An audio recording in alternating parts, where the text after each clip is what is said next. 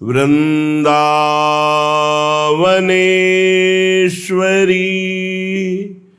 तवैव पदारविंदम प्रेमामृतैकमकरंद रसौघपूर्णम् हृद्यर्पितं मधुपते स्मरतापमुग्रं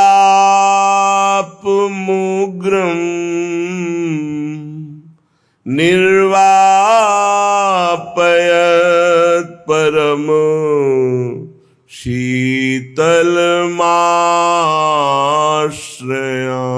शीतलमाश्रयामि परम शीतल माश्रयामि।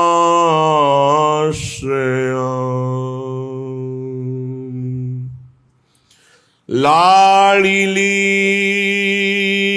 मेरी श्यामा स्वामिनी मेरी राधा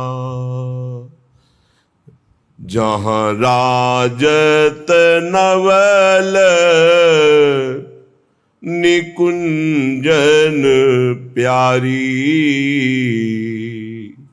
जहाँ राजत नवल निकुंजन प्यारी जहाँ पग देत महावर मोहन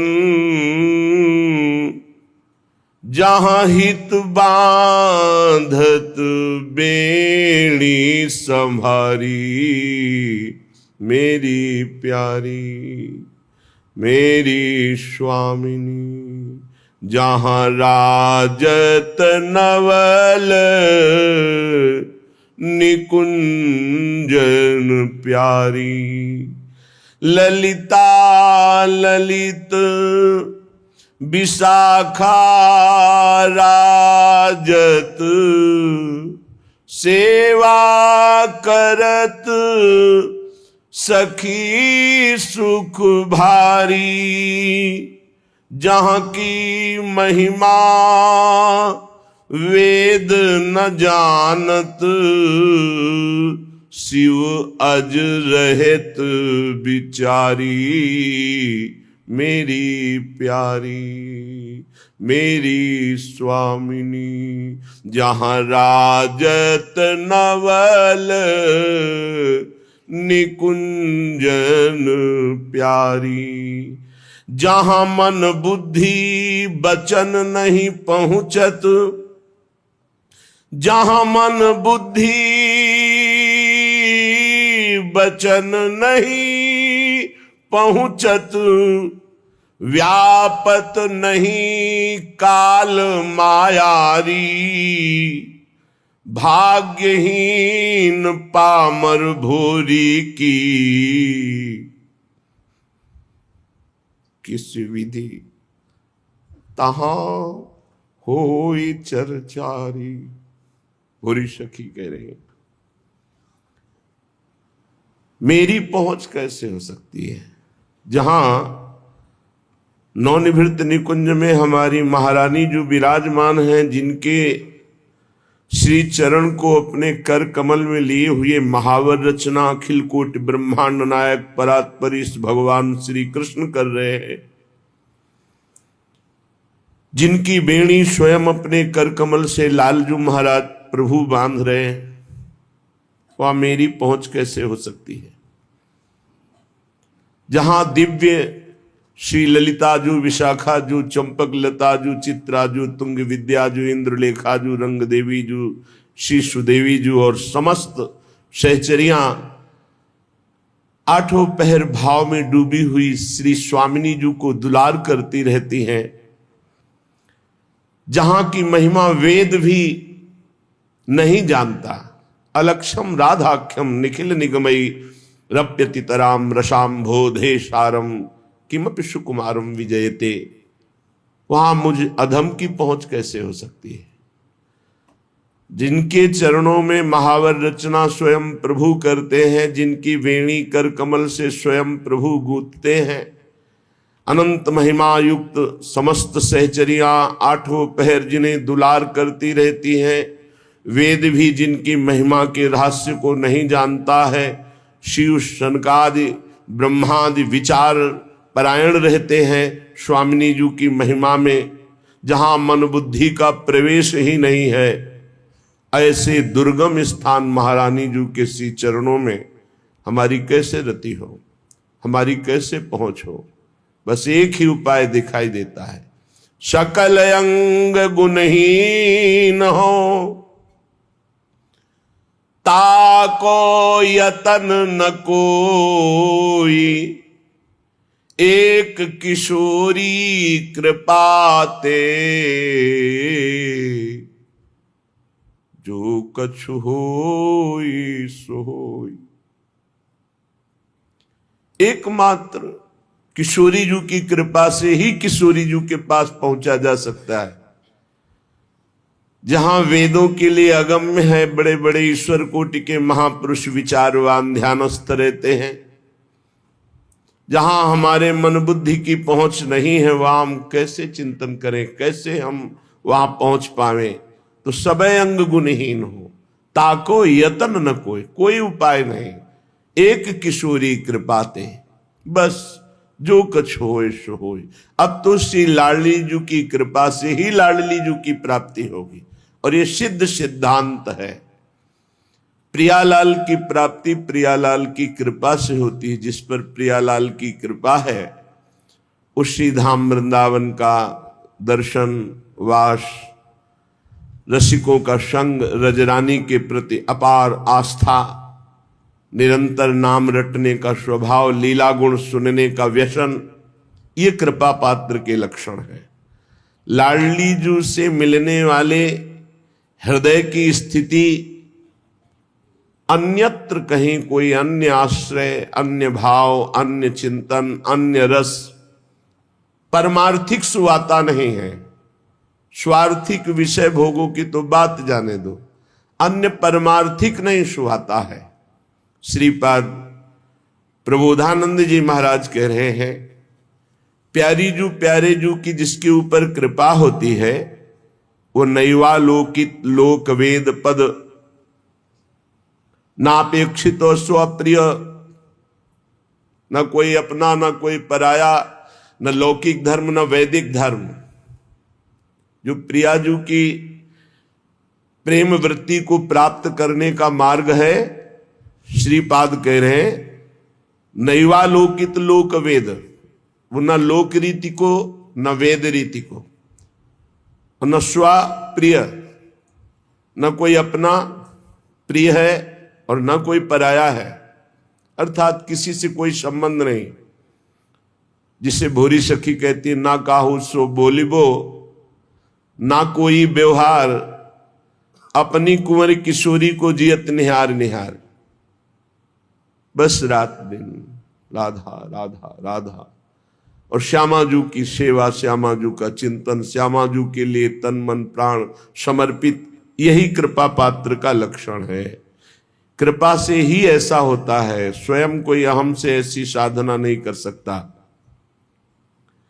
द्वंद्वैकांत रसा प्रविष्ट हृदय शेषाति धन्योत्तम, राधा कृष्ण रसान मुहु पुलकितो नित्याश्रुधाराधर, चित्र प्रेम विकारवानवत कदा नंदामि वृंदावने। न लौकिक न वैदिक न स्व न पराया, न कोई अपना न कोई पराया, एकमात्र एकांतिक हृदय से मेरी महारानी श्री राधा रानी। ये वृंदावन है, वृंदावन का प्रेम रस है। जहां कहीं प्रेमियों की चर्चा होती है तो गोपी प्रेम की ध्वजा होती है, और ये ध्वजा जो फहरा रही है वो प्यारी जू के चरण रज के प्रताप से। आधाय मूर्धन यदा पुरदार गोप्य, काम्यम पदम प्रिय गुणैरपि पिच्छमौले, भावोत्सवेन भजताम रस काम धेनुम, तम राधिका चरण रेणु महम स्मरामि। ये किशोरी जी की चरण रज का प्रताप। प्रेम नहीं वालों कहते, वो किसी की तरफ नहीं देखता। प्रीति न काहू की कहानी विचारे, मार्ग अपमार्ग विथिकित मन को अनुसरत निवारे। मार्ग है कि अपमार्ग है, ये धर्म है कि अधर्म है, ये सब कुछ प्रेमी नहीं देखता। प्रीति न काहू की कहानी विचारे, प्रीति किसी की मर्यादा नहीं रखता, उसकी एक स्वतंत्र मर्यादा है, वो किसी की कहानी नहीं रखता। प्रेम में एक अपार बल है। ज्यों सरिता सावन जल उमगत सन्मुख सिंधु सिधारे, ज्यों नादहि मन दे कुरंगन प्रगट पारधी मारे। जैसे बाढ़ आती है तो फिर नदी को कोई रोक नहीं सकता समुद्र मिलन से, ऐसे ही प्रेमी के हृदय में जब उत्साह वर्धन होता है भगवत प्राप्ति का, लोक रीति वेद रीति अपना पराया ये सब त्याग कर एकमात्र प्रीतम के लिए प्राण हाहाकार कर उठते हैं। नहीं वावलोकति, वो कुछ नहीं देखता। प्राण चले जाएं पर प्रीतम का स्मरण न छूटे। प्राण तो तिनके के समान लगने लगते हैं जिसको प्रभु से थोड़ा भी प्यार हो जाता है। प्राणों का मोह तो अज्ञान के कारण होता है।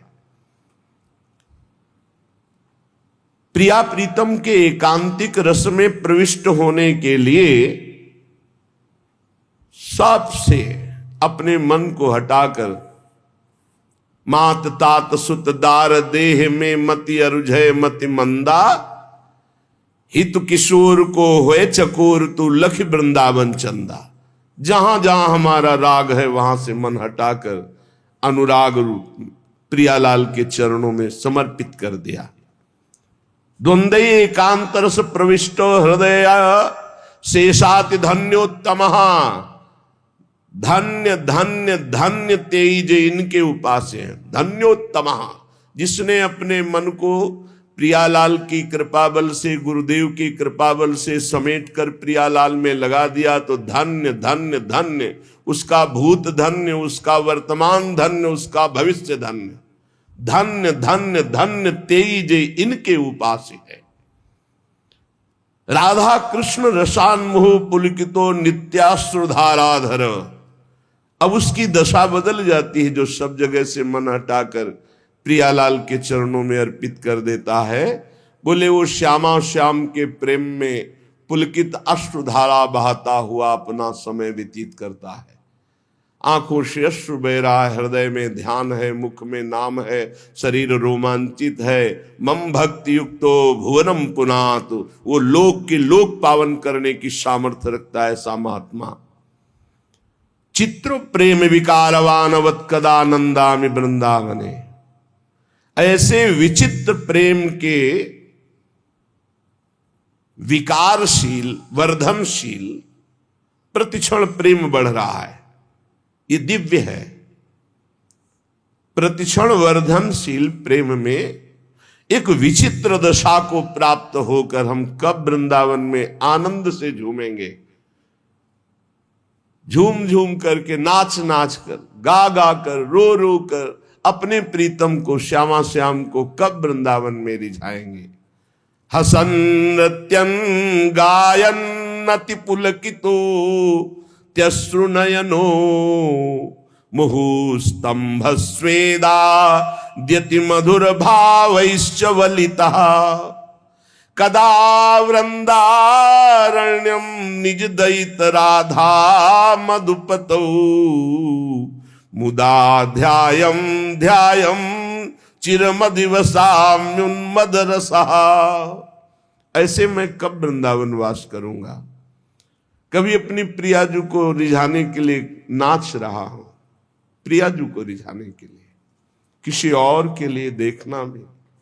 मन से भी ये दृष्टि नहीं जानी चाहिए कि कोई और देख रहा है, सिर्फ अपने आराध्य देव के लिए। नृत्यम, अपने प्यारे जू की चेष्टाएं देखकर कभी कभी ऐसी हास परिहास रसिका हमारी स्वामिनी है कि उपासक उन्मत्त होकर खूब हंसता है। हमारी स्वामिनी जो हास परिहास रसिका है, बहुत विनोद होता है प्रिया प्रीतम सहचरियों में, ये एकांतिक रस है। हास परिहास में सब निमग्न, तो उन चेष्टाओं को देखकर उपासक कभी हंसता है। अचानक ध्यान बदल जाता है, अरे इतना समय हुआ अभी प्रियालाल मिले नहीं, चिल्ला चिल्ला कर रोने लगता है। एकदम भाव समाधि लगी, सामने प्रियालाल गाने लगता है, नाचने लगता है। ऐसी प्रेम दशा, पुलकित शरीर, नेत्रों में अश्रु, हृदय में महान भाव, अपने प्रीतम श्री राधा मधुपति अर्थात श्यामा श्याम का ध्यान करते हुए रसोन्मत्त होकर मैं कब अखंड वृंदावन वास करूंगा। वृंदावन प्रेम समुद्र है, वास का मतलब है खत्म खेल। जिसका आना जाना मिट गया, उसका आना जाना मिट गया। जिसने वृंदावन का अखंड आश्रय ले लिया, मिट गया आना जाना। विश्वास करो, ये धाम है अपने प्रभाव से अनंत जन्मों के सब संस्कारों को भस्म करके भगवत प्राप्ति करा देता है। पर भगवत प्राप्ति की इच्छा जिसके अंदर हो वो नहीं तो यहां भी पापाचरण कर बैठेगा, यहां भी मनमानी आचरण कर बैठेगा। अगर संत सदगुरुदेव के द्वारा कमान में चढ़ाकर जैसे बाण मारा जाता है, लक्ष्य भेद देता है, ऐसे साधक को अपनी इच्छा पर चढ़ाकर, आज्ञा पर चढ़ाकर लक्ष्य भेद, नहीं तो फंसा लेती माया। ये भक्ति अगर इसको ज्ञान और वैराग्य का सपोर्ट न मिले तो प्रेम लक्षणा भक्ति तक नहीं पहुंच सकती, जो साधारण भक्ति है। इसे ज्ञान और वैराग्य की अत्यंत आवश्यकता है। महामहिम श्री कृष्ण द्वैपायन भगवान व्यासदेव जी द्वारा रचित श्रीमद् भागवत का जहां तक वो चाहे रसास्वादन किया जाए, क्योंकि हमारे यहां पूर्णता नहीं है। कभी भी आप देख लेना, प्रेम में पूर्णिमा नहीं, इसलिए हमारा कभी कोई पूर्ण नहीं होता। प्रतिक्षण वर्धमान है पर कभी पूर्ण नहीं होता। हमने देखा कभी पूर्ण नहीं होता। एक बार श्री स्वामी अखंडानंद जी महाराज ने पूज्यपाद शिवड़िया बाबा जी महाराज से कहा कि इतने दिनों का अनुष्ठान मन में सोचा था कि आपको अमुक ग्रंथ सुनाएंगे और आप आदेश कर दिया कि अमुक का, तो उनका साधु का संकल्प नहीं पूर्ण होना चाहिए। पूज्यपाद उड़िया बाबा ने कहा साधु का संकल्प नहीं पूर्ण होना चाहिए। क्यों? अगर पूर्ण होगा तो नवीन संकल्प बनेगा। संकल्प रहित ही साधुता है। आज शुरू करो, कल बंद करवा दो, परसों फिर और शुरू करवा दो, नरसों बंद, वो आपका विषय है। सच्चिदानंद रूपाय विश्वोत्पत्त्यादि हेतवे तापत्रय विनाशाय श्री कृष्णाय वयं नुमः। यम प्रव्रजन्तमनुपेतमपेत कृत्यम द्वैपायनो विरह कातर आजुहाव।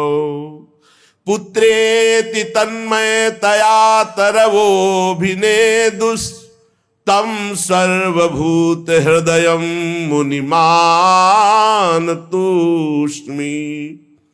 सच्चित आनंद स्वरूप भगवान श्री कृष्ण को हम नमस्कार करते हैं। जो भगवान श्री कृष्ण जगत की उत्पत्ति, इसका पालन और इसका विनाश उनके एक संकल्प से होता है।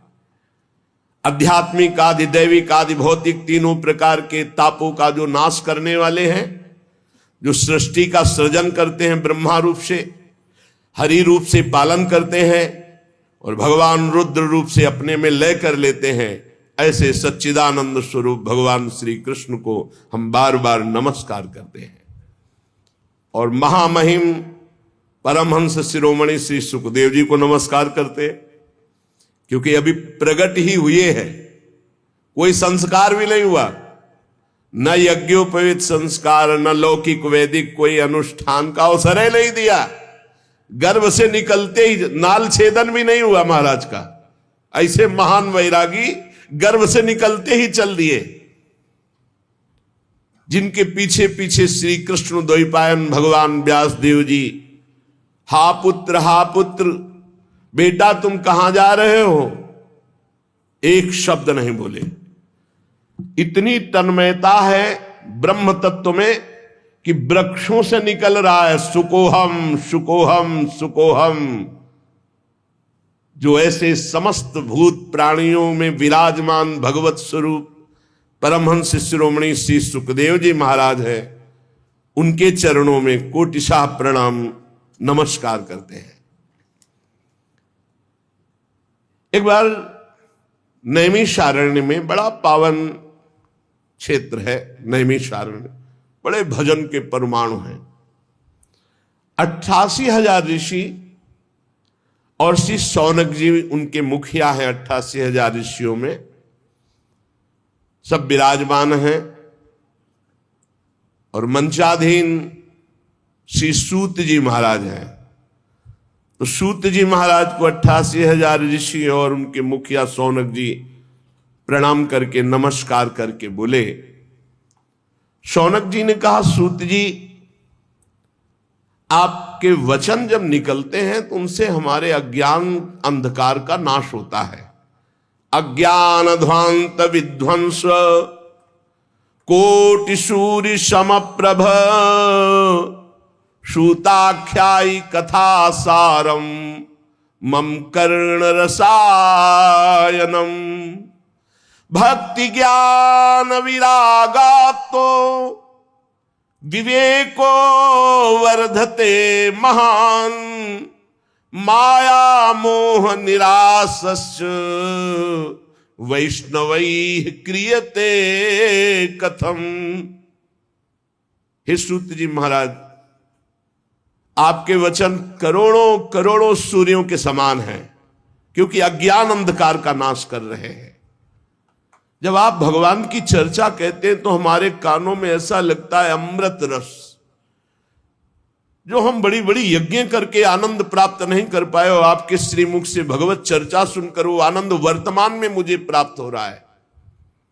भक्ति ज्ञान और वैराग्य से प्राप्त होने वाले महान विवेक की वृद्धि किस प्रकार से होती है, ये हम आपसे पूछते हैं। विवेक ये बहुत समर्थ परमार्थ का शुभट है। जिसके पास विवेक है वो माया को रौंद कर परास्त करके निश्चित परम पद को या ब्रह्मबोध तत्व ज्ञान जो चाहे वो प्राप्त करो। विवेक, भक्ति ज्ञान वैराग्य से प्राप्त होने वाले महान विवेक की कैसे प्राप्ति होती है, कैसे वृद्धि होती है।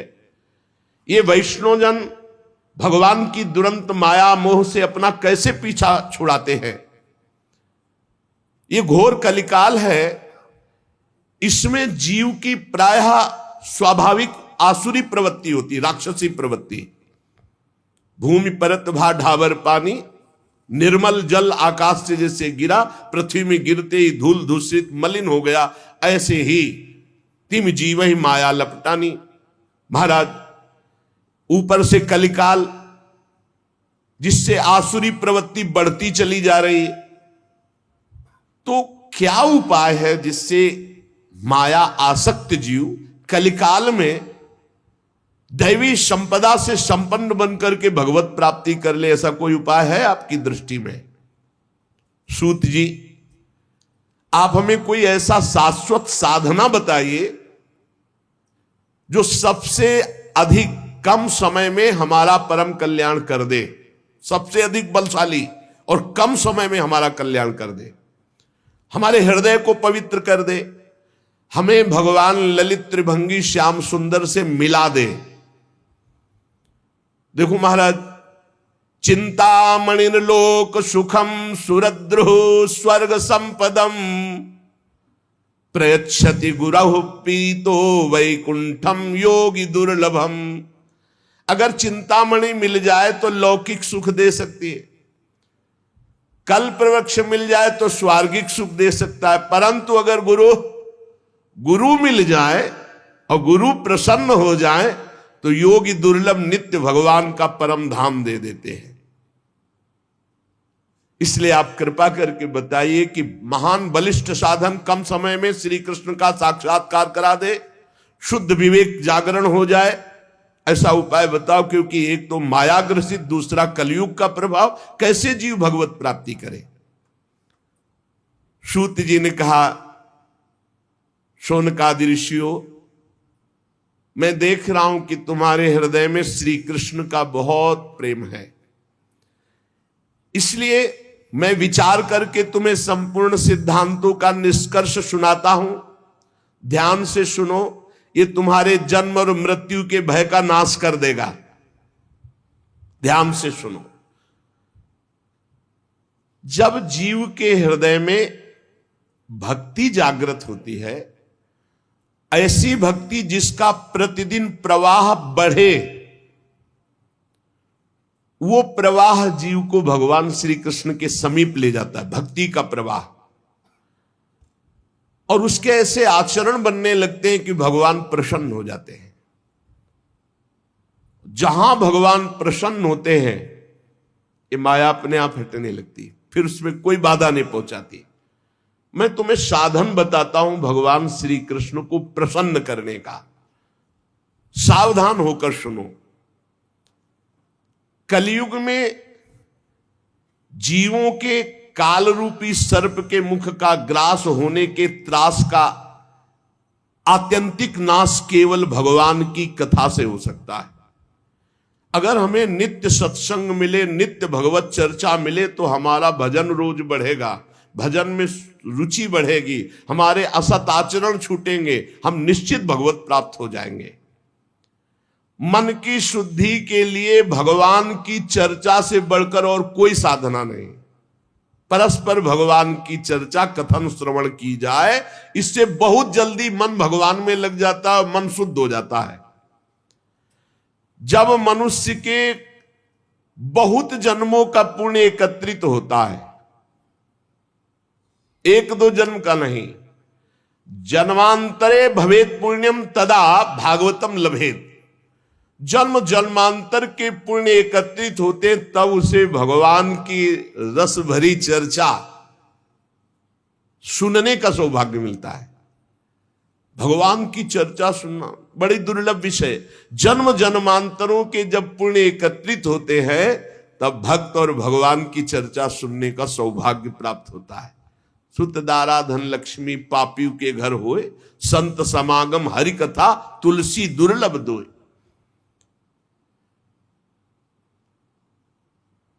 ये बहुत अमूल्य है भगवान की चर्चा। देखो, जब श्री सुखदेव जी महाराज राजा परीक्षित को कथा सुनाने के लिए उद्यत हुए, तो देवता लोग अमृत का कलश लेकर के आए और कहा, महाराज, देवता अपना काम बनाने में बड़े कुशल होते हैं। नमस्कार किया और कहा, महाराज, ये अमृत कलश है, क्या करें? सुखदेव जी ने कहा, इसका क्या करें? नहीं, आप हमें कथा अमृत दे दीजिए और ये अमृत पिला दीजिए परीक्षित को, तक्षक सर्प काटेगा भी, तुम मरेंगे नहीं, क्योंकि अमृत का प्रभाव होता है। इसीलिए तो आप कथा सुना रहे हैं। उनको निर्भयता प्राप्त हो जाएगी अमृत से, और हमें सुना दीजिए कथा अमृत, जिससे हम मुक्त हो जाएंगे। अदला बदली कर लो, आप हमें कथा अमृत पान करा दो, हम परीक्षित जी को, ये देवता लोग कह रहे कि देवलोक का अमृत पान करा देंगे तो तक्षक काटेगा भी, तो भी नहीं मरेंगे। हंस पड़े श्री सुखदेव जी, बड़े चतुर बनते हो। कहां एक कांच और कहां मणि, कहां इंद्र नीलमणि श्याम सुंदर की मनोहर चर्चा, और कहां ये भय शोक प्रदान करने वाला अमृत। क्योंकि उसको पीने के बाद भी देवता भयभीत होते हैं, शोकित होते हैं, ईर्ष्या होती है, कामनाएं होती हैं। वो अमृत किस काम का? और श्री कृष्ण कथा अमृत तो निर्विकार करके भगवत प्रेम में डुबो देता है। कहां कांच और कहां मणि, कहां ये अमृत और कहां श्री कृष्ण लीलामृत। श्री सुखदेव जी ने हंसी उड़ा दी कि अरे जाओ, तुम ये कलश लेकर जाओ, तुम अधिकारी नहीं हो। दैन्य भाव से, आर्त भाव से अगर मांगते तो कुछ देने की जरूरत नहीं थी, अपने आप कथा सुनने को मिल जाती, लेकिन तुम बदला अदला बदली कि हमें भगवदामृत पिला दो, ये हम देवामृत तुम्हें दे दे। ये कहां कांच और कहां भगवान श्री कृष्ण की चर्चा। तुम भक्त नहीं, तुम अभक्त हो। देखो, उपासक को यह ध्यान रखना, हर उपासक के हृदय में एक बात रहती है। पहली हमारी मांग होनी चाहिए भगवत प्राप्ति, पर हर उपासक के मन में होती है आखिरी बात कि भगवत प्राप्ति तो हो ही जाएगी, हम भोग भोग लेते हैं। कभी नहीं होगी ऐसे उपासक को। जो भगवत प्राप्ति को टालता है और अन्य भोगों को प्राथमिकता देता है, उसके लिए भगवत प्राप्ति बहुत दुर्लभ है। एक भक्तमाल जी में प्रसंग आता है कि एक बहुत बड़े सिद्ध महापुरुष के पास एक कथा सुनाने वाले कि महाराज, हमने श्रीमद् भागवत कथा का ज्ञान प्राप्त किया है गुरुजनों से, तो वो आपको सुनाना चाहते हैं। तो उनका अहोभाग्य, भगवान की असीम कृपा, आप कथा सुनाएंगे। 7 दिन भगवत चर्चा सुनी। इसके बाद कहा, कथा सुनने के बाद कुछ भेंट देनी चाहिए, बोलो आप क्या चाहते हो। सिद्ध पुरुष थे, पता था उनको। तो उनका, भगवान संतान नहीं है, अगर एक संतान हो जाती, जाओ 7 दिन कथा सुनाने का फल हमारे भजन के प्रभाव से तुम्हारा नवीन प्रारब्ध बनेगा और तुम्हारे संतान होगी। और हाँ, भगवान संतान भी हो गई पर धन नहीं है, तो कैसे हम पालन पोषण करेंगे। इसलिए आपकी कृपा से कुछ ऐसा विधान बन जाए कि हमारा परिवार चलता रहे, इससे कुल परंपरागत हमें लक्ष्मी की प्राप्ति हो। हरि चर्चा सुनाई है, विधान बन जाएगा धन का भी बन जाए। ठीक है, जाओ। और कुछ भगवान की थोड़ी भक्ति भी हो जाए। चुप, पहले संतान, दूसरे में धन और तीसरे में भक्ति। कदाप तेरे को भक्ति प्राप्त नहीं हो सकती। जाओ, संतान होगी, संपत्ति मिलेगी, भक्ति नहीं। और अगर पहले बोले होते पहले नंबर में कि भगवान की भक्ति, और अब प्रभु संतों का भोग लगे, ठाकुर जी का भोग लगे, इसके लिए नाथ, और प्रभु कोई संत सेवा करने वाला हमारे कुल में भी हो जाए, सब हो जाता। पहले भक्ति, लेकिन भक्ति सबसे पीछे नहीं। अभक्तास्तांश्च विज्ञाये न ददौ सा कथामृतम, श्रीमद् भागवती वार्ता सुराणाम अपि दुर्लभा। भगवान की कथा दैन्य आर्त भाव से, अहोभाग्य मनाकर सुनी जाती है, इस भाव से नहीं, अदला बदली से नहीं। श्री सुखदेव जी ने देखा कि इनके हृदय में भक्ति नहीं है, ये बदले में कथा सुनना चाहते, इसलिए अनाधिकारी हैं। ये जानकर कथामृत का दान नहीं किया। ये देवताओं को भी दुर्लभ है भगवत चर्चा, श्री कृष्ण कथा। पूर्व काल में श्रीमद् भागवत के श्रवण से राजा परीक्षित को परम पद मिला, यद्यप सर्प ने काटा था। ब्रह्मा जी को बड़ा आश्चर्य हुआ। उन्होंने सत्यलोक में साधनों को तौला, एक तरफ सब साधन और एक तरफ भगवान की पावन लीला कथा। तो सब साधन हल्के पड़ गए और भगवान की चर्चा सबसे भारी रही। भगवत लीला कथा ये सीधे भगवत प्राप्ति कराती है। रत्नावती जी ने कोई और साधन नहीं किया, केवल दासी के मुख से भगवत चर्चा। ब्राह्मण पत्नियों ने मथुरा, कोई और नहीं, गोपीजनों ने और कोई नहीं, परस्पर भगवत चर्चा, भगवत गुणानुवाद, बड़ी दिव्य अवस्था। कलयुग में भगवान की लीला कथा सुनने से तत्काल माया मोह का नाश होकर के भगवत प्राप्ति होती है। और कहीं सप्ताह विधि से जो श्रवण करते हैं कामना पूर्वक, उनकी जो कामना होती है, या पाप प्रायश्चित, पापों का नाश, कामनाओं की पूर्ति, भगवत प्राप्ति, सब कुछ इसमें सुलभ है। शौनक जी ने पूछा, सांसारिक प्रपंच से मुक्त एवं विचरणशील देवर्षि नारद जी, सनकादि के साथ संयोग कहां हुआ? वो विधि विधान के श्रवण में उनकी प्रीति कैसे हुई? सूत जी ने कहा, मैं तुम्हें वो भक्ति पूर्वक कथा सुनाता हूं। श्री सुखदेव जी का मैं अनन्य शिष्य हूं। सूत जी कह रहे, श्री सुखदेव जी ने मुझे अपना प्रिय शिष्य जानकर एकांत में मुझे सुनाया है। एक दिन विशालापुरी में चारों निर्मल ऋषि सनक सनंदन सनातन सनत कुमार सत्संग के लिए आए हुए थे। वहां उन्होंने देखा देवर्षि नारद जी को। सनकादि ने देवर्षि नारद जी के दर्शन से ही प्रश्न उत्पन्न हो गया और कहा, भगवान के भक्त का मुख उदास नहीं होता, तुम्हारा मुख उदास क्यों है? भगवान के भक्त का मुख उदास नहीं होता, उदास का कोई विशेष कारण होता है। आपका चिंतातुर होना, उदास होना और आपका जल्दी जल्दी चलना, इन तीनों बातों से मुझे लग रहा है कि कुछ न कुछ विशेष बात है। क्योंकि भक्त गजराज की चाल चलता, मस्त भगवत चिंतन परायण। भक्त का मुख प्रसन्न होता है, वो चिंता शोक से मुक्त होता है। नारद जी को उदास देखकर, चिंतातुर देखकर और जल्दी जल्दी आते हुए देखकर कहा, आपका आगमन कहां से हो रहा है? आप इस समय जो व्याकुल हैं, इसका मतलब कोई समस्या है। इसलिए अनासक्त पुरुष की ऐसी स्थिति किसी विशेष समस्या से होती है। वो क्या समस्या है? देवर्षि नारद जी से सनकादि ने पूछा। नारद जी ने कहा, महाराज, मैं सर्वोत्तम लोक पृथ्वी लोक को इसलिए मानता हूं कि यहां बड़े बड़े महाभागवत भगवान के भजन करने वाले हैं। तो मैं पृथ्वी लोक में आया।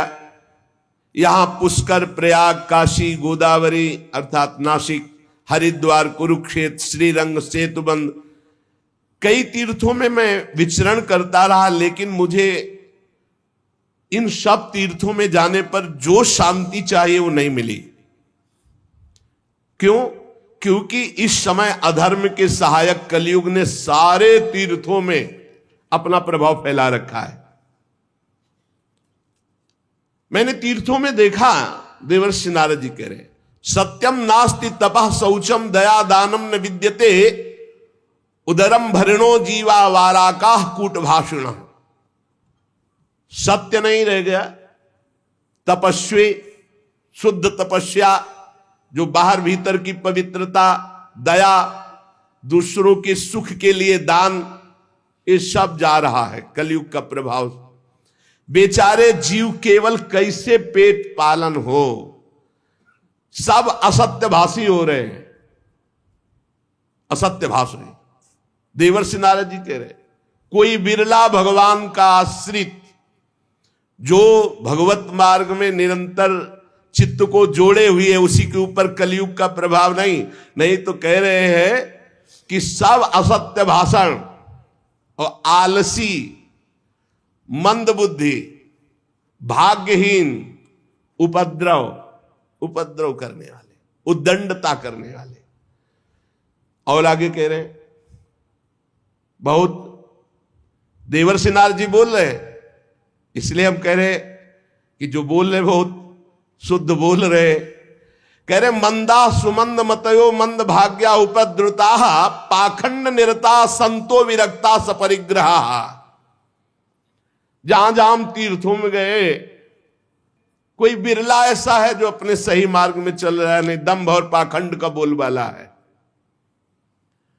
सब प्रकार का परिग्रह स्वीकार किया जा रहा है।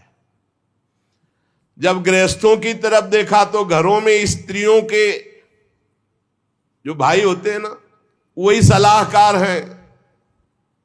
देवर्षि नारद जी बोल रहे हैं, कलयुग का प्रभाव। तरुणी प्रभुता गेहे श्यालको बुद्धिदायका, श्री सदगुरु बुद्धिदायका। कलयुग में नहीं, तरुणी प्रभुता गेहे श्यालको बुद्धिदायका। और बोले, लोभ से कन्या विक्रीणो लोभा दंपति नाम च कलकनम। इस कलयुग ने ऐसी दुर्गति कर दी है, क्रय विक्रय सामान वस्तुओं की किया जाता है कि लड़का किया जाता है। तुम्हारे लड़का उसके लड़की हो, बेचारे की जितनी श्रद्धा होगी वो देगा ही। ये दहेज मांगना, दहेज लेना इच्छा से युक्त होकर नहीं, हमारे पूर्व से चला रहा है।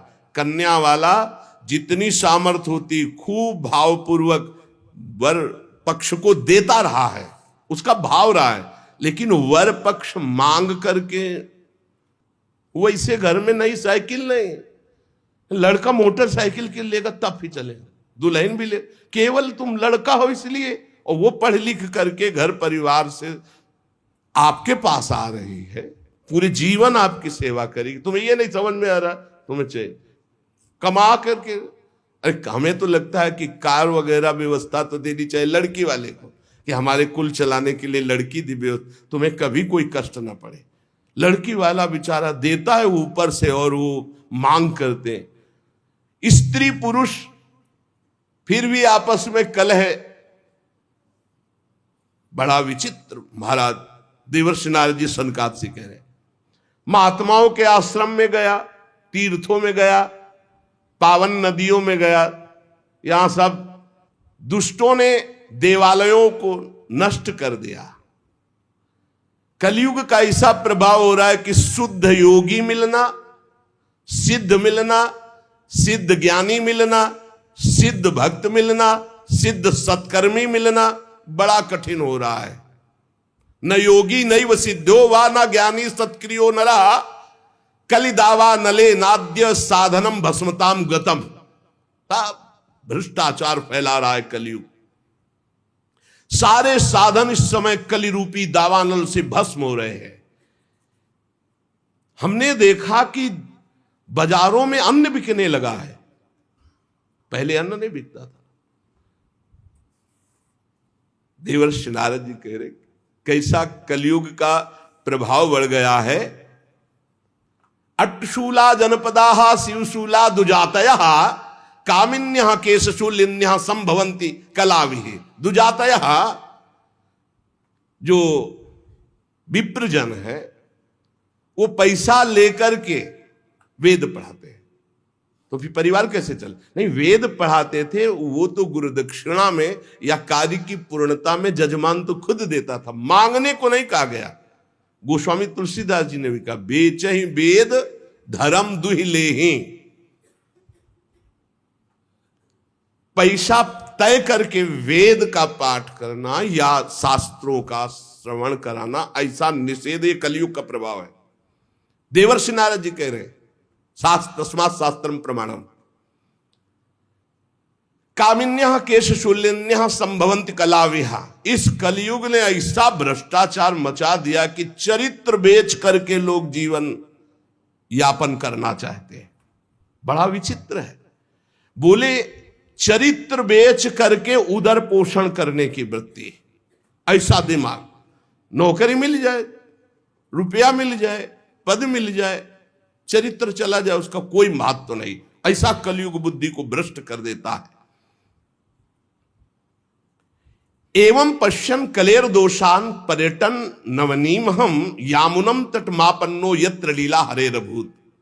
मैं ऐसे विचरण करते हुए भयानक कलयुग के दोषों को देखता हुआ परम पावन यमुना जी के पुलिन पर विराजमान जो श्री वृंदावन धाम है, जहां भगवान श्री कृष्ण की नित्य लीला हो चुकी है, हो रही है और होती रहेगी। तत्राश्चर्यम मया दृष्टम सूर्यताम तन्मुनीश्वरा एका तु तरुणी तत्र निषण्णा खिन्न मानसा। मुनिवरों, मैंने एक बड़ा आश्चर्य देखा वृंदावन में। वहां एक बड़ी तेजोमयी दिव्य युवती खिन्न मन से बैठी है, उसके पास दो पुरुष वृद्धावस्था को प्राप्त अचेत पड़े हुए सांस ले रहे हैं। वो तरुणी बार बार उन दो वृद्ध पुरुषों की सेवा करके जगा रही है, दुलार कर रही है, पर वो जगी नहीं रहे। तरुणी खिन्न मानसा, बहुत उदास है। दश दिक्षु निरीक्षन्ति रक्षितारम निजम वपुः विज्यमाना सतस्त्रिभिर बोध्यमाना मुहुर्मुहु। वो दसियों दिशाओं में देख रही कि कोई मेरा सहयोगी आ जाए और इन दो को चेतना दिला दे। बार बार वो वस्त्र से पंखा झल रही, उन्हें चेतना लाने की कोशिश। मैंने ये दूर से चरित्र देखा, कौतूहलवश पास गया। वो दिव्य तरुणी खड़ी हुई और प्रणाम करके व्याकुल होकर मुझसे कहने लगी, देवर्षि नारद जी, एक क्षण ठहर जाइए, मेरी चिंता को दूर कर दीजिए, क्योंकि आप जैसे संतों का दर्शन समस्त चिंता और पापों को नष्ट करने वाला होता है। आपके वचनों से मेरे दुख की बहुत कुछ शांति हो जाएगी, मुझे विश्वास है। क्योंकि यदा भाग्यम भवेद भूरि भवतो दर्शनम तदा, जब मनुष्य के बहुत बड़े भाग्य उदय होते तब आप जैसे संतों के दर्शन होते हैं। नारद जी ने कहा कि देवी तुम कौन हो, बहुत तेजस्वी हो, और ये दोनों वृद्ध पुरुष कौन है तुम्हारे जो तुम इनकी सेवा कर रही हो, और बहुत सी कमल नयनी देवियां तुम्हें घेरे हुए हैं।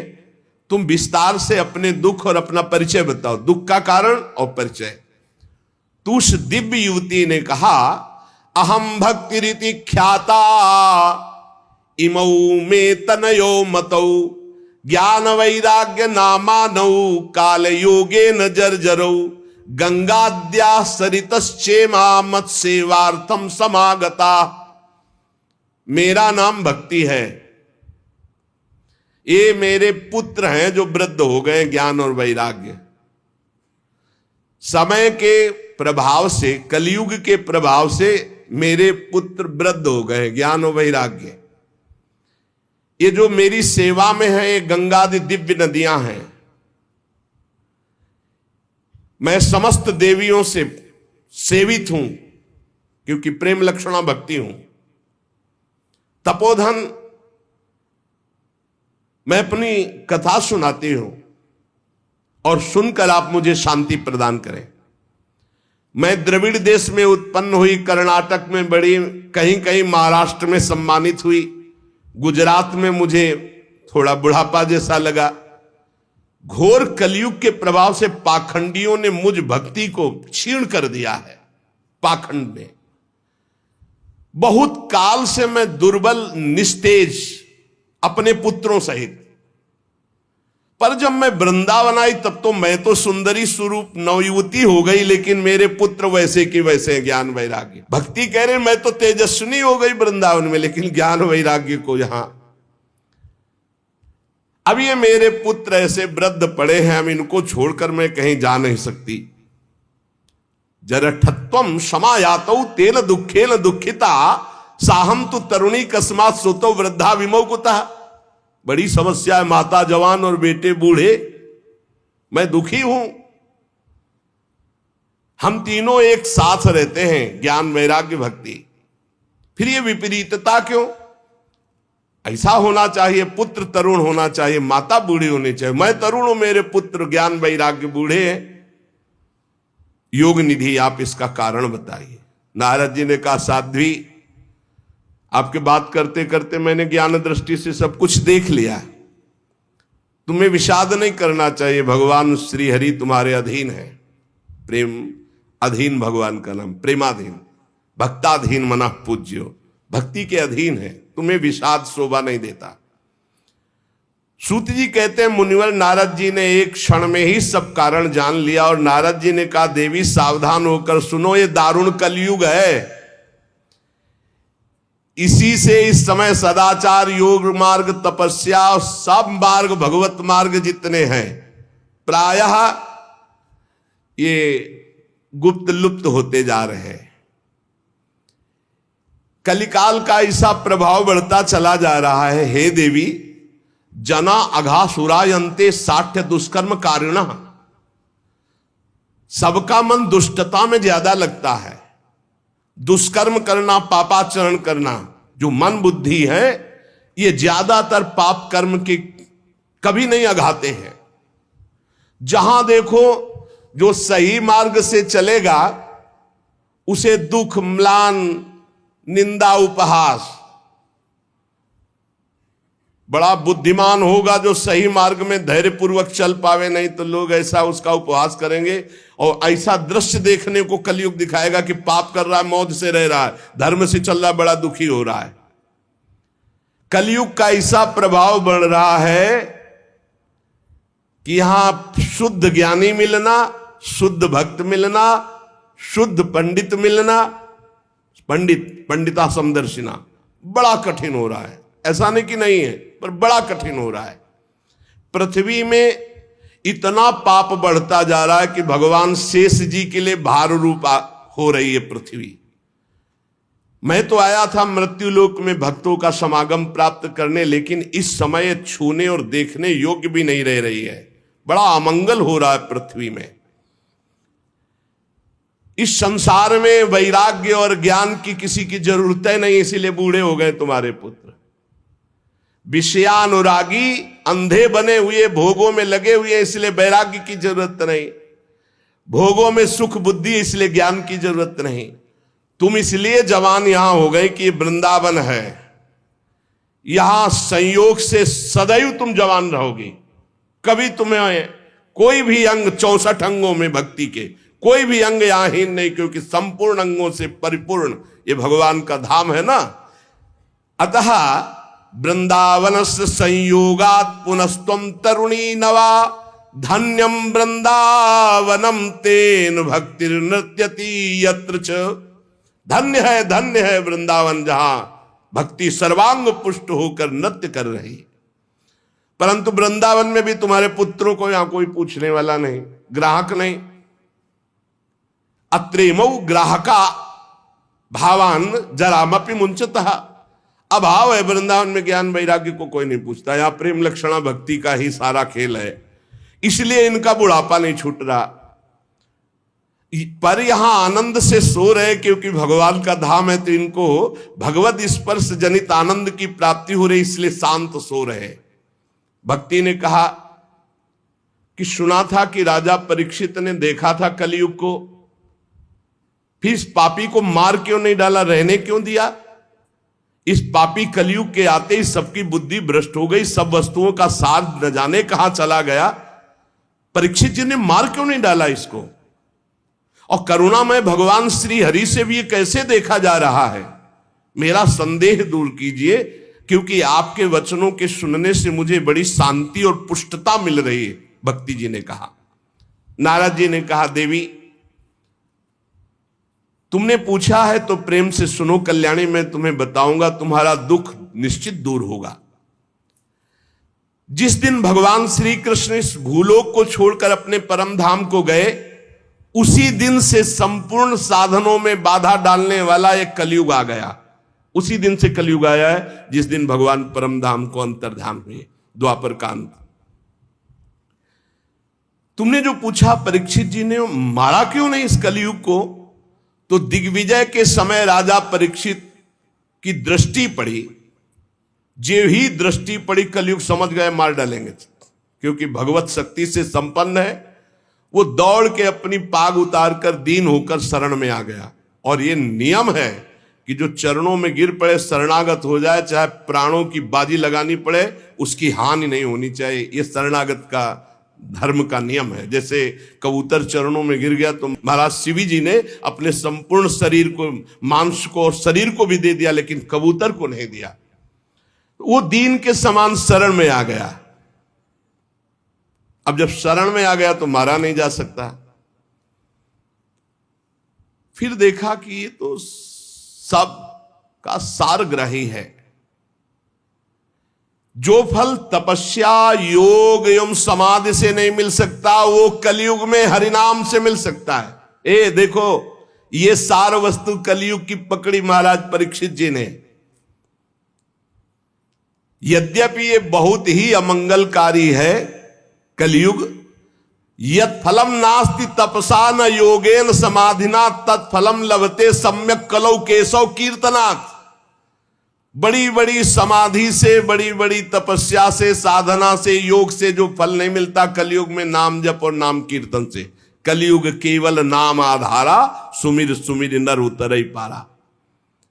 ये सारहीन होने पर भी महाराज परीक्षित ने एक बात देखी कि जो 10,000 वर्ष तपस्या और समाधि और साधना से फल वो भगवान नाम कीर्तन और जप से कलयुग में सहज में प्राप्त हो जाएगा, इसलिए इसको नहीं मारा। पहले तो शरणागत हो गया, और दूसरी बात इसमें बड़ी जोर की एक बात देखी कि जो 10,000 वर्ष समाधि तपस्या योग यज्ञ आदि से वो यहां सहज में नाम जप से नाम कीर्तन से प्राप्त हो जाएगा। कुकर्म में सबकी प्रवृत्ति फैलाना एक कलयुग का कार्य है, और पृथ्वी जब देखा पाप हो रहा है तो सब सार वस्तु अंतर ध्यान करने लगी। अब इसमें स्पष्ट लिखा है, विप्रैर्भागवती वार्ता गेहे गेहे जने जने कारिता कण लोभेन कथा सारस्ततो गतः। श्रीमद् भागवत में ही आगे लिखा है कि जो आपकी कथा सुनाते हैं भूरिदा जना, वो बहुत बड़े दानी हैं भगवत कथा सुनाने वाले। विप्रैर भागवती वार्ता गेहे गेहे जने जने कारिता कण लोभेन कथा सारस ततो गता। तो कैसे गृहस्थी चलेगी प्रवक्ता की? श्री कृष्ण से योगक्षेमम वहाम्यहम, भगवान चलाएंगे तो श्री कृष्ण देंगे। कैसे देंगे श्री कृष्ण? जैसे पूरी सृष्टि रची है, तुम्हारी सलाह से थोड़ी रची, अपने आप अपनी सामर्थ्य से आपका भरण पोषण करेंगे। विप्रैर भागवती वार्ता गेहे गेहे जने जने कारिता कण लोभेन कथा सारस ततो गता। कण कण के लोभ से, अन्न के, वस्त्र के, धन के, रुपया के, मान प्रतिष्ठा के लोभ से कथा बेचने लगे तो कथा का सार चला गया। अत्युग्र भूरि कर्माणो नास्तिका रौरवाह जनाः तेपि तिष्ठन्ति तीर्थेषु तीर्थ सारस ततो गता। ये तीर्थों में घोर रौरव नरक जाने वाले कर्म करने वाले लोग आ गए, पापाचरण कर रहे, तीर्थों को अपवित्र कर दिया है। शराब पीते हैं, दुनिया का सब जितना पापाचरण सब आके यहां होटलों में नाना प्रकार के आचरणों को, ये धाम है, तीर्थ है। सच्ची मानिए आप, सच्ची मानिए। गंगा यमुना के पावन तटों पर नशा कर रहे हैं बैठ के, जहां भजन करना चाहिए वो नशा कर रहे हैं। जहां धाम में आकर रो रो कर प्रभु से क्षमा याचना मांगकर भजन करना चाहिए, मेरे पापों का प्रायश्चित हो जाए, वहां पाप कर रहे हैं। देवर्षि नारद जी कह रहे अत्युग्र भूरि कर्माणो, छोटे मोटे पाप नहीं, बड़े बड़े पाप कर रहे। अत्युग्र भूरि कर्माणो नास्तिका रौरवाह जना, ये सब रौरव नरक जाने वाले अधिकारी लोग। तेपि तिष्ठन्ति तीर्थेषु तीर्थम सारस ततो गता, ये तीर्थों में वास करने लगे तो तीर्थ का महत्व जाने लगा, तीर्थ का सार जाने लगा। काम क्रोध महालोभो तृष्णा व्याकुल चेतसा तेपि तिष्ठन्ति तपसी तपः सारस ततो गता। ये तपस्वी का भेष बनाने वाले, काम क्रोधी लोभ मोह तृष्णा व्याकुल चित्त वाले, ये तपस्या का नाटक करने लगे, इसलिए तपस्या का ढोंग करने से तपस्या का सार चला गया। तो लोभ दंभ और पाखंड का आश्रय लेने से ये संत भेष का महत्व जा रहा है। देवर्षि नारद जी और भक्ति का संवाद हो रहा है,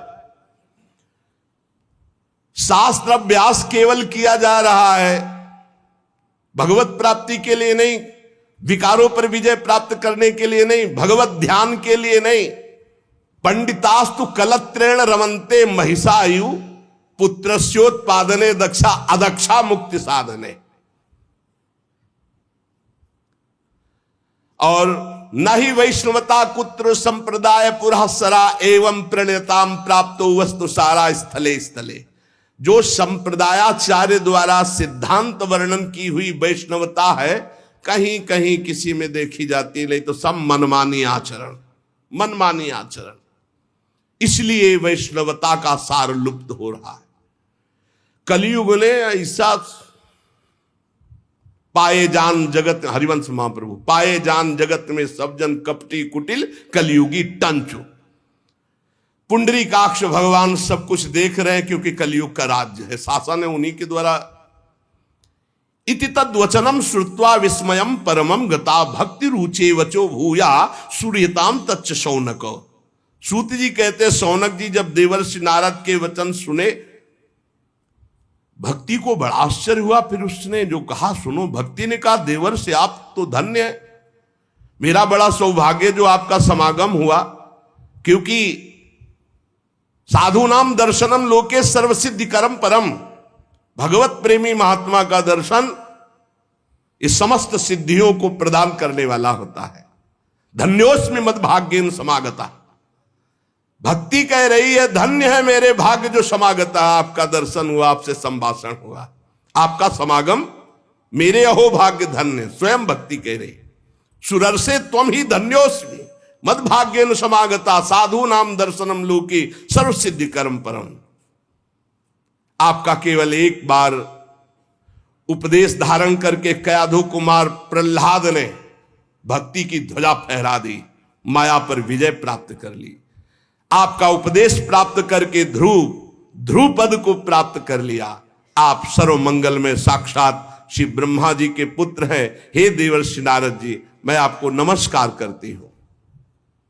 नारद जी ने कहा कि भक्ति तुम खेद में अपने को मत डालो, चिंता तो मत हो, भगवान श्री कृष्ण के चरण कमलों का चिंतन करो, भगवान की कृपा से सारे दुखों का नाश हो जाता है। दुख नाश का उपाय क्या? भगवान का चिंतन करो। जब दुख आपको घेरने लगे तो और गाढ़ चिंतन करो, दुख से बच जाओगे, वो दुख आप पर प्रभाव नहीं डाल पाएगा। जिन्होंने कौरवों के अत्याचार से द्रौपदी की रक्षा की, गोप सुंदरियों को सनाथ किया, वो श्री कृष्ण कहीं चले थोड़ी गए हैं। फिर तुम तो भक्ति हो, श्री कृष्ण को प्राणों से भी अधिक प्यारी हो, चाहे जैसा पापी पति नीच हो। अहो वत्सपतो गरियान यज्जिभ्यागे वर्तते नाम तुभ्यम। सतयुग त्रेता द्वापर, इन 3 युगों में ज्ञान वैराग्य और मुक्ति के साधन थे, किंतु कलयुग में तो केवल भक्ति ही ब्रह्म सायुज्य प्राप्त करा सकती, दूसरा कोई साधन नहीं। जैसे अभी कलिया परसों में श्री तुलसीदास जी जो वर्णन कर रहे थे कि तीर्थ याग यज्ञ व्रत आदि, अब नहीं समय रह गया इनके द्वारा भगवत प्राप्ति। ये सोचकर ही परमानंद चिन्ह मूर्ति ज्ञान स्वरूप श्री हरि ने अपने सत स्वरूप से तुम्हें रचा है। तुम साक्षात श्री कृष्ण की परम प्रिय हो, परम सुंदरी हो। एक बार जब तुमने हाथ जोड़कर पूछा था कि मैं क्या करूं, तब भगवान ने यही आज्ञा थी कि मेरे भक्तों का पोषण करो। तुमने भगवान की आज्ञा स्वीकार की, तुम पर भगवान बहुत प्रसन्न है। तुम्हारी सेवा करने से मुक्ति को तुम्हारी दासी के रूप में दिया है। भक्ति की दासी क्या है? मुक्ति।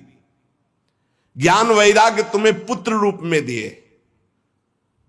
वैसे तो तुम साक्षात भगवान के समीप रहती हो, पर कभी कभी भूतल पर अपने भक्तों का पोषण करने के लिए तुम भ्रमण करती हो। कहां समीप रहती? भगवान के धाम में। यहां नित्य शाश्वत प्रेम लक्षणा भक्ति विराजमान रहती है। तुम मुक्ति रूपी दासी, ज्ञान वैराग्य रूपी पुत्र को लेकर पृथ्वी तल पर सतयुग से द्वापर पर्यंत बड़े आनंद से रहे, पर कलयुग में तुम्हारी दासी मुक्ति पाखंड रूप रोग से पीड़ित होकर क्षीण हो गई, इसलिए वो तो भगवान के पास चली गई। अब जब भगवान जिसको मुक्ति देंगे वही मुक्त हो सकता है। अब इस लोक में तुम्हारे पास बचे ज्ञान और वैराग्य, वो बूढ़े हो चुके हैं, ज्ञान वैराग्य काम नहीं कर रहा, पर वो तुम्हारे पास ही हैं। कलयुग के कारण तुम्हारे पुत्र उत्साहहीन वृद्ध हो गए हैं, पर चिंता मत करो, मैं संकल्प लेता हूं इनका नव जीवन, ज्ञान वैराग्य को मैं जागृत करूंगा।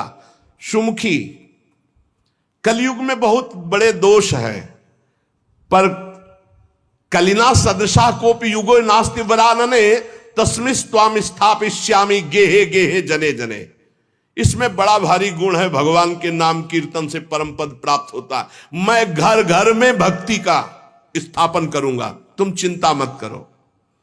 देखो, अन्य सब धर्मों को दबाकर भक्ति विषयक महोत्सवों को यदि आगे ना रखूं, घर घर में तुम्हारा प्रचार न कर दूं, तो मैं भगवान श्री हरि का दास नहीं।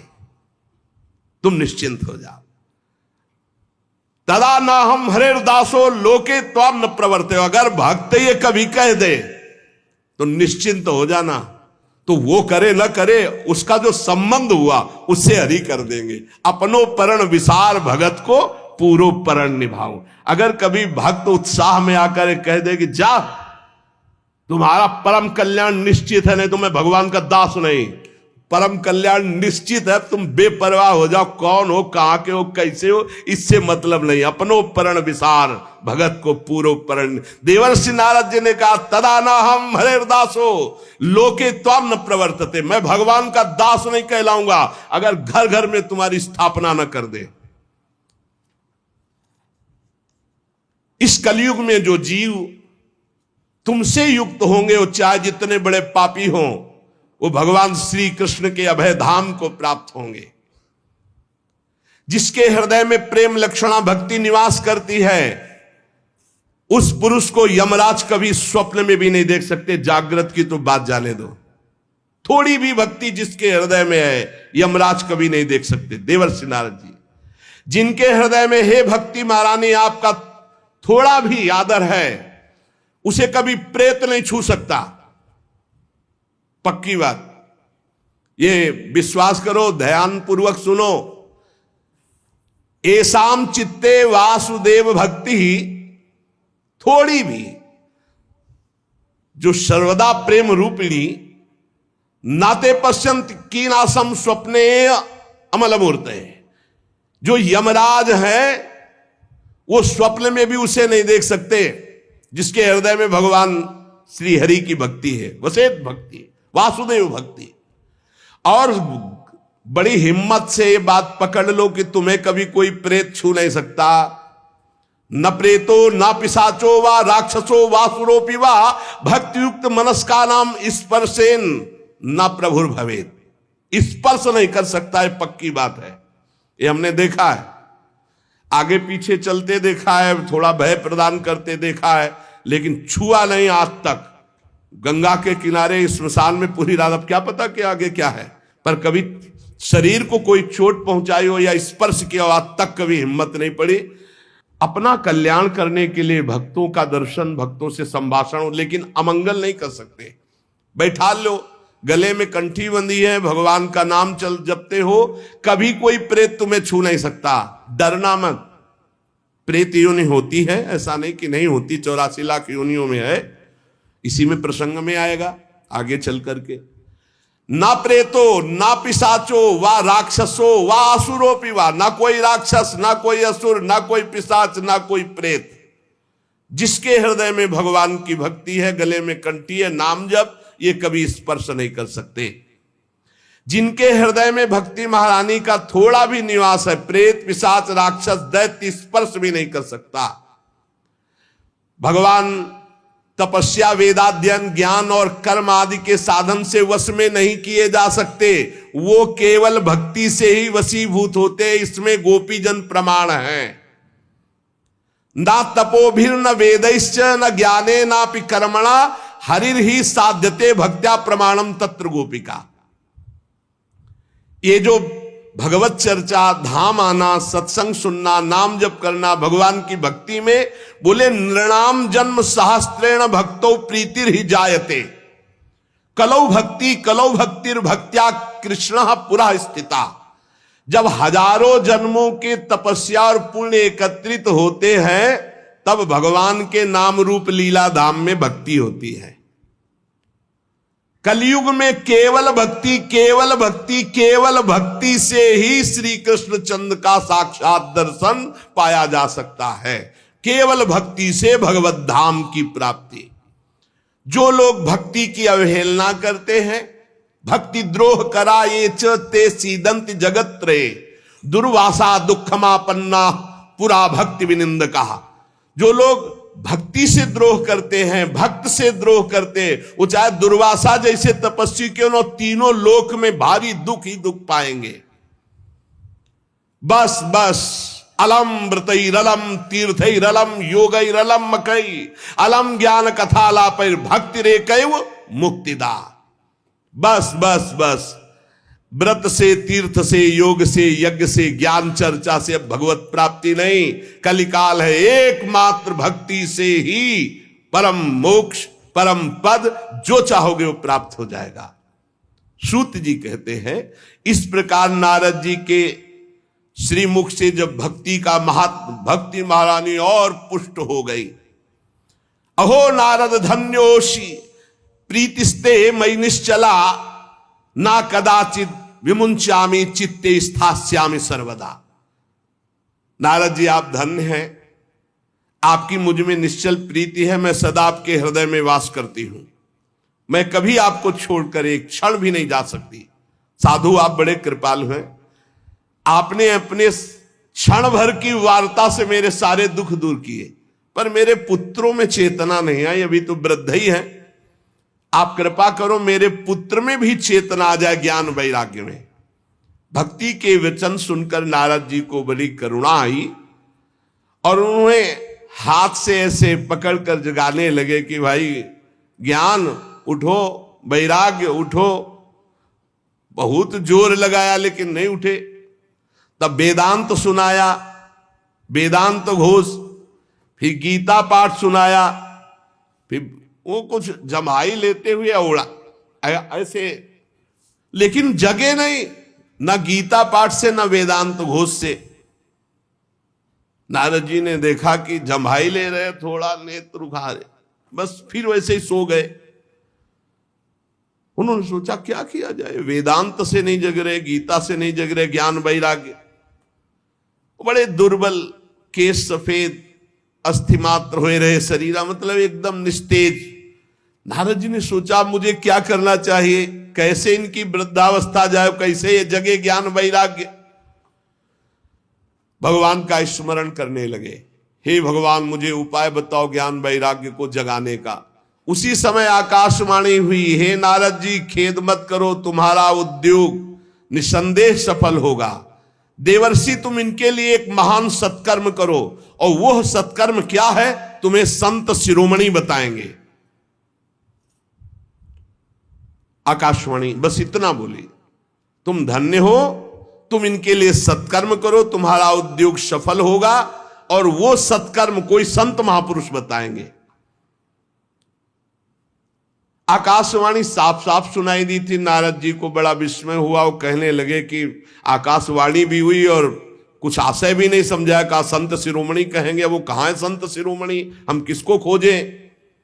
आकाशवाणी ने भी बात गुप्त ही कही, वो कौन सा साधन है, वो कौन से संत शिरोमणि है जो मुझे बताएंगे, वे संत कहां मिलेंगे। अब आकाशवाणी ने जो कहा मुझे करना चाहिए, खोज करना चाहिए संत शिरोमणियों की। शौनक जी तब ज्ञान वैराग्य दोनों को वहीं छोड़कर नारद मुनि वहां से चले और प्रत्येक तीर्थों में जा जाकर संतों से पूछते, उनकी बात संत जन सुनते। उन्होंने बताया कि असाध्य है रोग। जब आप जैसे महापुरुष गीता सुना रहे हो, वेदांत सुना रहे हो, ज्ञान वैराग्य नहीं जग रहे, तो असाध्य ही है। कोई कोई नारद जी के सामने नमन किए, मौन चल दिए, उत्तरे नहीं दिए। अब जहां जहां संतों में जाते तो संत जन यही कहते कि भाई सब संतों से बड़े तो नारद जी हैं। और जब नारद जी वेदध्वनि, वेदांत घोष और गीता पाठ बार बार सुनाया और ज्ञान वैराग्य नहीं जगाए जा सके, तो फिर और क्या हो सकता है। नारद जी तो स्वयं महाभागवत योगी राज हैं, दूसरे संत तो कैसे बताए। जब बहुत पूछा लेकिन सबने कहा दुस्साध्य है। नारद जी बहुत चिंतातुर हुए और बदरी वन में आए। ज्ञान वैराग्य को जगाने के लिए निश्चय किया कि मैं यहाँ कठोर तपस्या करूंगा।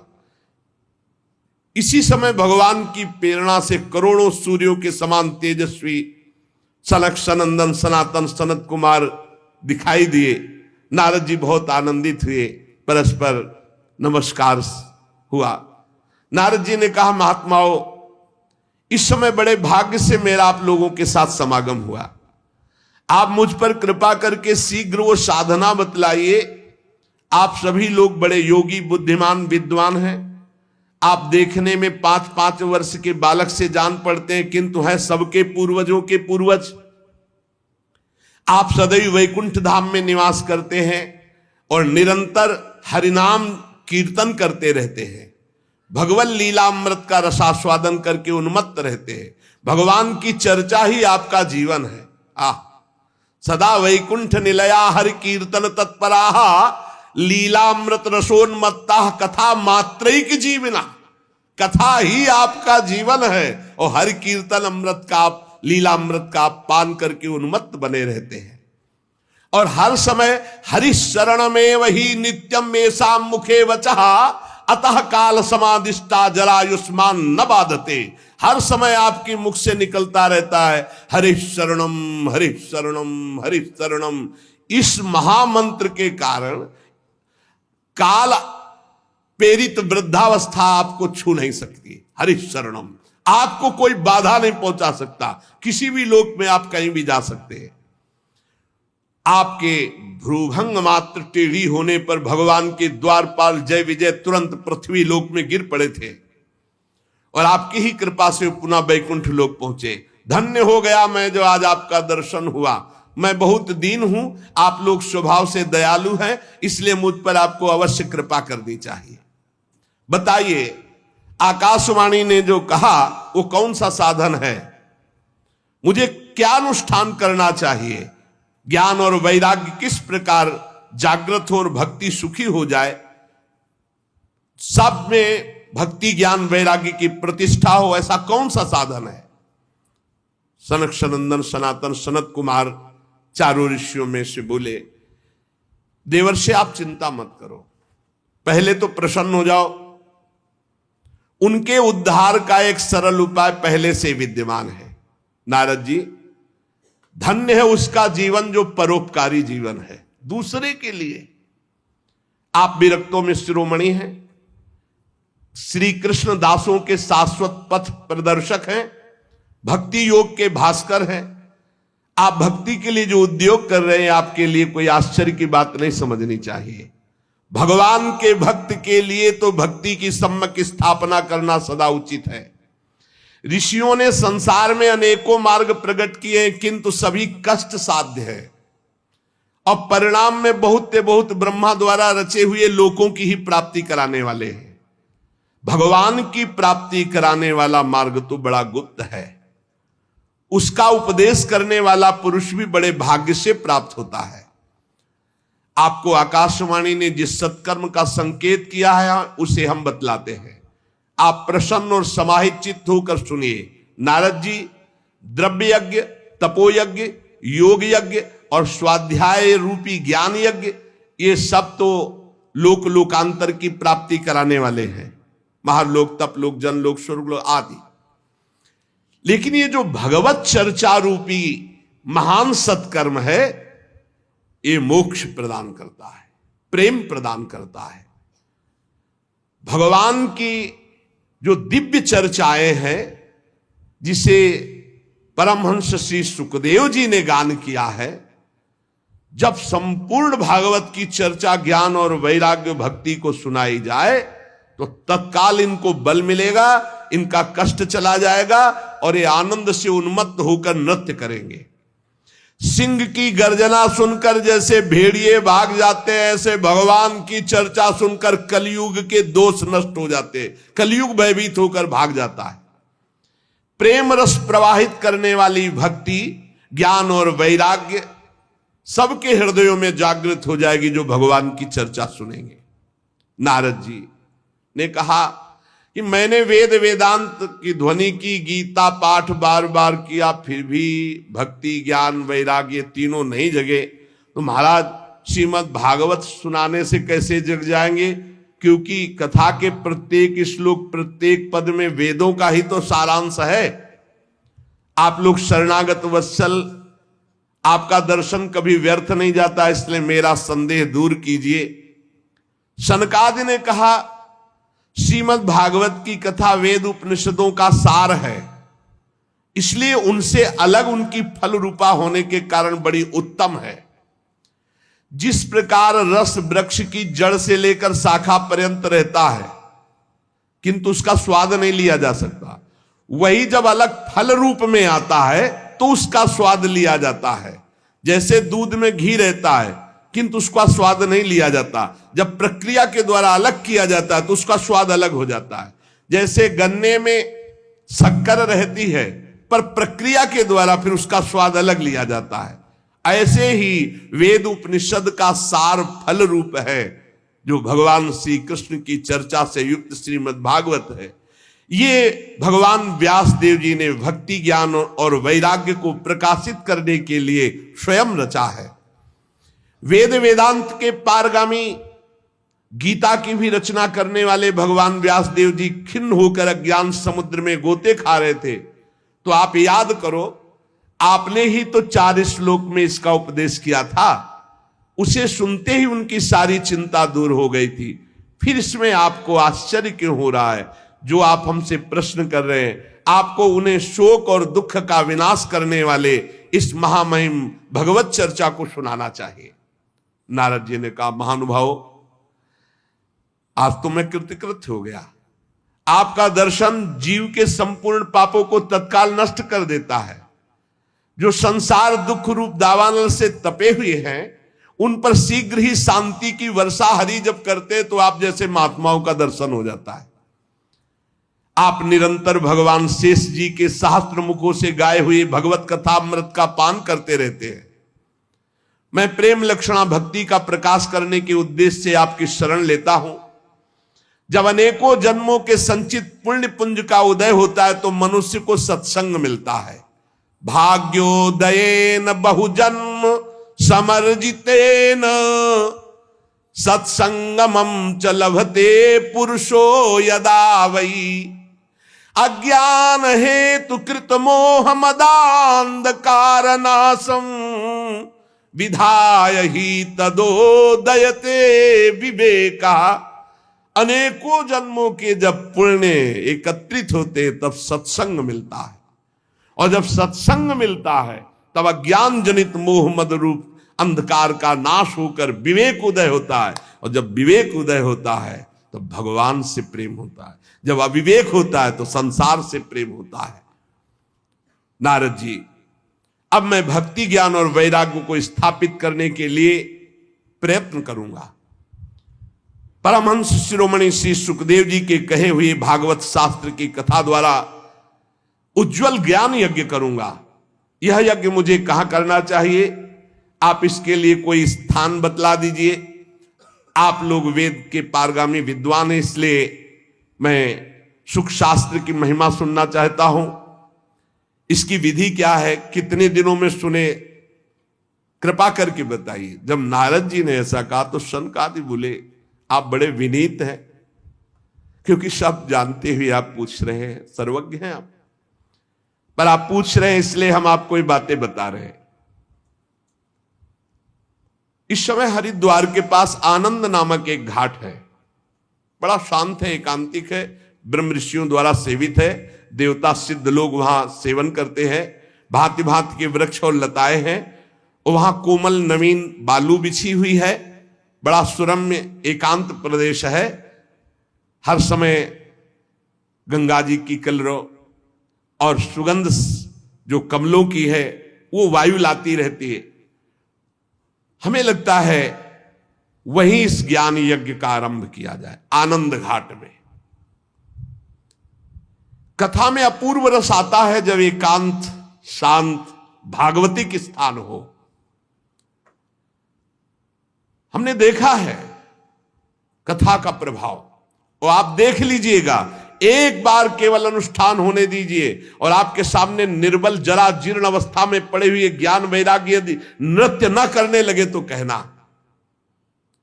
भक्ति अपनी आंखों के सामने ही देखेगी, वो भी नृत्य करेगी, उनके पुत्र भी नृत्य करेंगे। कथा के शब्द पढ़ते ही ज्ञान और वैराग्य तरुण हो जाएंगे। नारद जी के साथ सनकादि तुरंत वहां से पहले कथा स्थान आनंद घाट गंगा जी के तट पर गए। यहां यमुना जी के पावन तट परम पावन महामहिम वृंदावन की भूमि में इससे बराबर वो हरिद्वार है, हरिघर है, नहीं ये हरिघर है, वो द्वार है। द्वार से जिस समय तट पर पहुंचे तो सर्वत्र सिद्धों ने ये सूचना पहुंचा दी कि बहुत बड़ा ज्ञान यज्ञ होने वाला है। तो भगवान के रस के जो रसिक जन हैं, भक्त जन हैं, प्रेमी जन हैं, वो सब एकत्रित होने लगे। भृगु जी, वशिष्ठ जी, च्यवन जी, गौतम जी, मेधातिथि, देवल, देवरात, परशुराम, विश्वामित्र, साकल, मार्कंडे, दत्तात्रेय, पिप्पलाद, योगेश्वर, भगवान व्यास, पराशर, छायासुख, जाजल, जन्हू आदि बड़े बड़े मुनि अपने अपने शिष्यों के साथ, परिकर के साथ वहां एकत्रित होने लगे। इसके सिवा मूर्तिमान होकर वेद, उपनिषद, मंत्र, तंत्र, 17 पुराण, 6 शास्त्र, ये सब वहां उपस्थित हुए, क्योंकि सनकादि आदि महापुरुषों के द्वारा भगवत चर्चा। गंगा आदि नदियां, पुष्कर आदि सरोवर, कुरुक्षेत्र आदि समस्त क्षेत्र, सारी दिशाओं के दंडक वन, हिमालय आदि के जितने भी ऋषि मुनि सब आकर के एकत्रित होने लगे। सिद्धों ने बात फैला दी, भगवान की अमोघ चर्चा होने वाली है हरिद्वार में आनंद घाट पर, और बड़े महापुरुषों के द्वारा, इसलिए सब कथा का आनंद लें। तब कथा सुनाने के लिए दीक्षित होकर श्री कृष्ण परायण सनकादि नारद जी के दिए हुए श्रेष्ठ आसन पर विराजमान हुए। सभी ऋषि मुनि देवताओं सबने उनकी वंदना की। श्रोताओं में वैष्णव, विरक्त, सन्यासी, ब्रह्मचारी ये आगे बैठे। सबके आगे देवर्षि नारद जी, एक और ऋषिगण, एक और देवतागण, एक और वेद उपनिषद, एक और तीर्थ, और दूसरी ओर जन साधारण स्त्री पुरुष, ये सब ऐसे विभाग करके कथा सुनने के लिए विराजमान हुए। उस समय बड़ी जोर की पुष्प वर्षा हुई आकाश से, जय जयकार, नमस्कार और शंखों की ध्वनि होने लगी। फूलों की वर्षा, जो विमान पर चढ़कर देवता लोग सब ऋषियों के ऊपर कल्प वृक्ष के फूल बरसा रहे थे। सनकादि ऋषि महात्मा नारद को भगवत चर्चा का महात्म्य स्पष्ट करके सुनाने लगे। सनकादि ने कहा, हम आपको इसकी पहले महिमा सुनाते हैं। जो इसको श्रवण कर ले एक बार सही ढंग से, उसकी मुक्ति निश्चित हो जाएगी। कोई भी हो, एक बार पूरी सम्यक 18,000 श्लोक सुन ले तो निश्चित उसको भगवत प्राप्ति हो जाएगी। पहला ये श्रवण का फल है, तुम्हारी समझ में आवे ना आवे, एक बार आपने ध्यान से भगवत चर्चा सुनी सम्यक, तो इसका फल है कि अंततो गत्वा तुम्हारा कल्याण हो जाएगा। और कहीं ध्यान देकर सुना तो प्रेम लक्षणा भक्ति जागृत हो जाएगी, जो मोक्ष को भी लघु करने वाली है। इसलिए इस कथा का सावधान होकर के आस्वादन करना चाहिए। जो पूरी कथा सुन लेगा तो श्रवण मात्र से श्री हरि हृदय में आकर विराजमान हो जाएंगे, हरि जागृत हो जाएंगे। भय प्रकट कृपाला, अभी यहां 3 गुणों का पर्दा लगाकर आनंद ले रहे, सो रहे, फिर वो जग जाएंगे, पर्दा हट जाएगा और भय प्रकट कृपाला, तो हमें हृदय में ही साक्षात्कार हो जाएगा। यस्या श्रवण मात्रेण हरिश्चित्तम समाश्रयेत। इसमें 18,000 श्लोक, 12 स्कंद, श्री सुखदेव और राजा परीक्षित का संवाद। ये जीव तभी तक अज्ञानवश संसार चक्र में भटकता रहता है जब तक उसे भगवान की चर्चा सुनने को नहीं मिलती। जहां भगवान की चर्चा सुनने को मिली, मोह का नाश हुआ और भगवान की तरफ दौड़ पड़ता है। श्री सनकादि इस महामहिम भगवत शास्त्र की महिमा का वर्णन करते हैं। सुशेष चर्चा आगे। श्री राधा वल्लभ लाल की जय।